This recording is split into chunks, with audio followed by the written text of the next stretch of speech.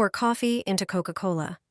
This mix works surprisingly well and delivers an unexpected result.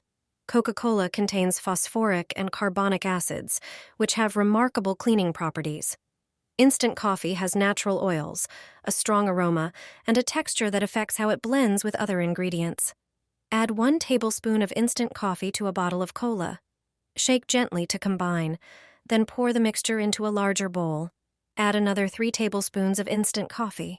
Next, add 2 tablespoons of salt. This ingredient plays an important role too. It acts as a natural abrasive. Prepare some dish soap as well. Dish soap effectively cuts through grease and grime. Add 1 tablespoon to the bowl.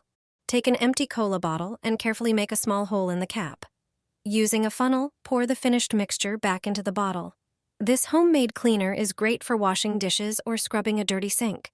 Just pour a little onto the surface, scrub with a sponge, and rinse with water. Your dishes will be clean, shiny, and fresh. No need for expensive store-bought detergents.